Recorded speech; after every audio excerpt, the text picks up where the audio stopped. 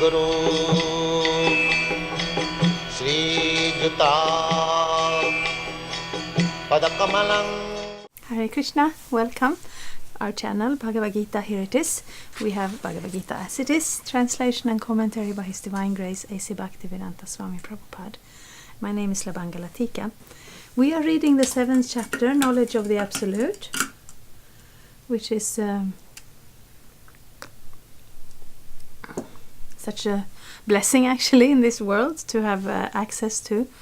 And when Krishna speaks of knowledge, of course we can hear the words and learn the facts from it, but knowledge is also something deeper in the heart, and it's all included. I'm reading text 26 today. Vedahang samatitani vartamanani charduna bhavishyani cha bhutani mang tu veda na kaschana. O Arjuna, as the Supreme Personality of Godhead, I know everything that has happened in the past, all that is happening in the present, and all things that are yet to come. I also know all living entities, but me no one knows, says Krishna. Purport. Here the question of personality and impersonality is clearly stated. If Krishna, the form of the Supreme Personality of Godhead, were Maya, material as the impersonalists consider him to be, then, like the living entity, he would change his body and forget everything about his past life. Anyone with a material body cannot remember his past life, nor can he foretell his future life, nor can he predict the outcome of his present life. Therefore, he cannot know what is happening in past, present, and future. Unless one is liberated from material contamination, he cannot know past, present, and future. Yes, so here we have another, aspect's not the word I'm thinking of, but Krishna is God, and that is a word we use, but it's a word that includes many things. So this is one of them. He has knowledge of the past, present, and the future. And sometimes we have here the argument: if God knows the future, then where's the question of our free will? Then is everything predestined? Not really. It's just Krishna knows us. And Krishna is not limited by past, present, and future. In this world, everything material is controlled by time. There is a past, there is a present, and there is a future. And in that future, we are all dead. Of course we're not. The soul is not dead, but this body is. Countries come and go. Families come and go. And the smaller things we can see them very... I understand that some insects have such short lives that their whole life circle takes place within 24 hours. I don't know if that's true, but for sure they do live shorter lives than we do. So this Prabhupada draws it back to that point that there is nothing impersonal. If Krishna would not be a person, he would not speak about memories, and if he would be an ordinary person like us, who take birth and dies and takes birth over and over, he would not be able to have that capacity of knowing past, present, and future. Unlike the ordinary human being, Lord Krishna clearly says that he completely knows what happened in the past, what is happening at present, and what will happen in the future.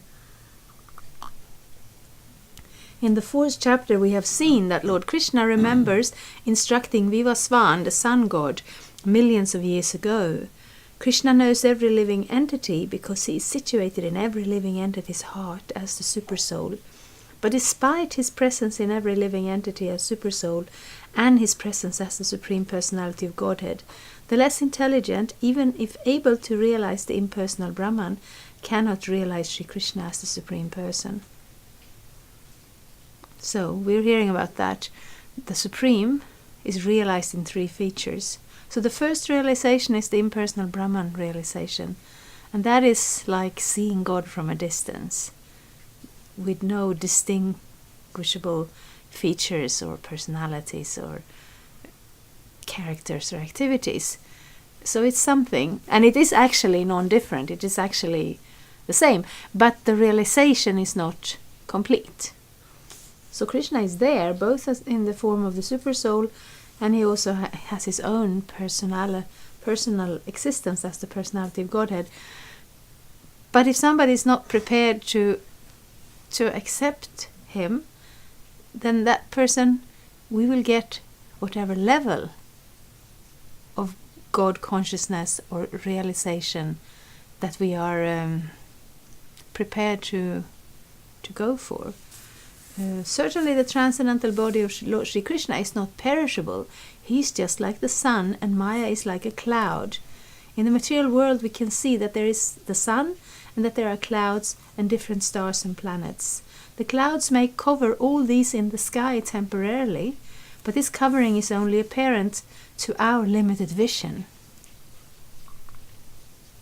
The sun, moon and stars are not actually covered. Similarly, Maya cannot cover the Supreme Lord. By his internal potency he is not manifest to the less intelligent class of men. As it is stated in the 3rd verse of this chapter, out of millions and millions of men, some try to become perfect in this human form of life, and out of thousands and thousands of such perfected men, hardly one can understand that what Lord Krishna is. Even if one is perfected by realization of impersonal Brahman or localized Paramatma, he cannot possibly understand the Supreme Personality of Godhead, Sri Krishna, without being in Krishna consciousness. Yes, so that example is very nice. When we're here, when we're standing on the ground and the sky is overcast, the clouds appear to cover the sun. We don't see the sun. If we get into an airplane and we lift above the clouds, the sun is there. The sun is always there. It is never covered. But we are covered because we are in this position, in this small position, and if the cloud is covering us, then we can't see anything beyond it. So that's the illusion in this material world. The illusion is covering us because we have made that choice to come to this material world. And now we get a little bit glimpse of who this Krishna is, and by getting a little bit of a glimpse of who Krishna is, we can also understand ourselves. Just like this here, the Krishna is compared to the sun, and whenever there is the sun, there is no darkness. So it's not that the darkness is covering the sun, it is more that the absence of the sun results in darkness. So if there is Krishna consciousness, there will be no illusion. But since we have come to this place, this material world, where we want to forget Krishna, we're also able to forget Krishna. And then there will be illusion. It's not that the illusion is covering Krishna. Because sometimes they say that.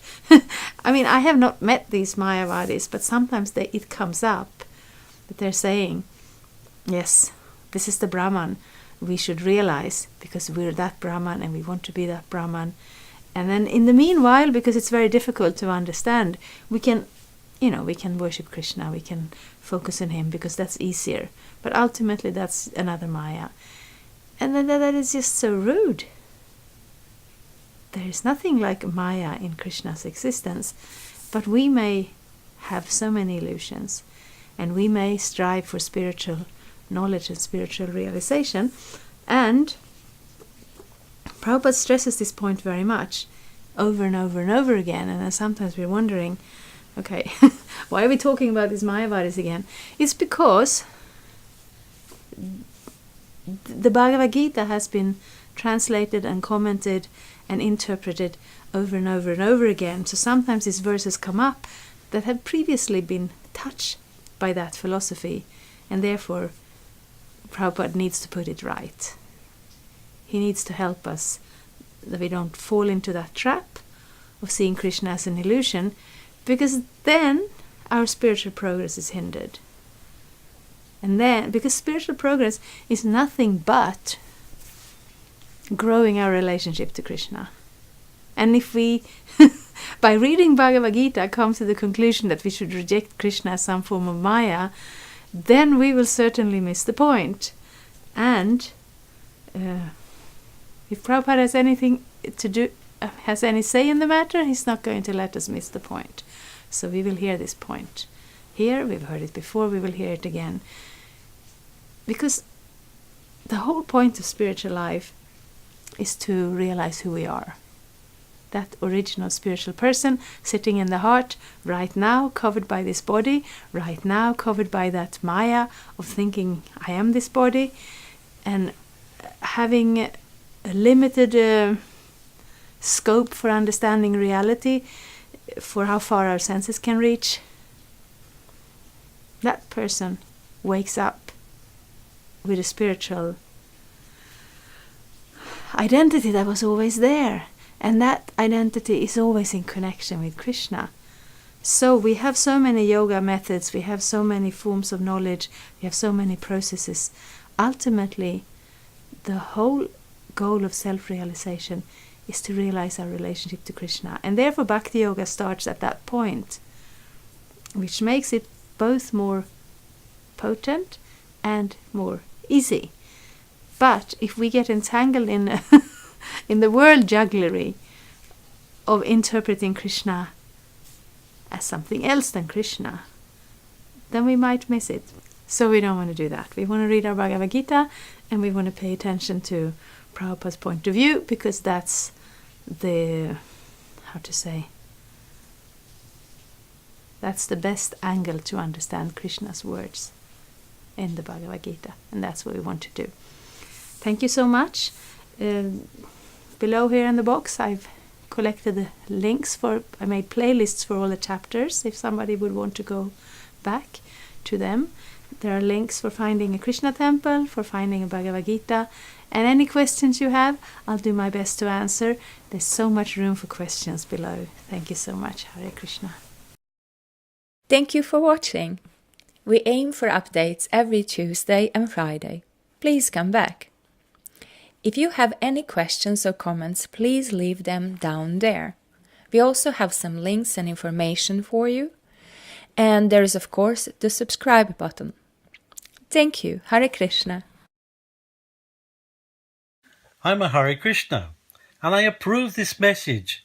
Subscribe. Hare Krishna, Krishna Krishna, Hare Hare, Hare Rama.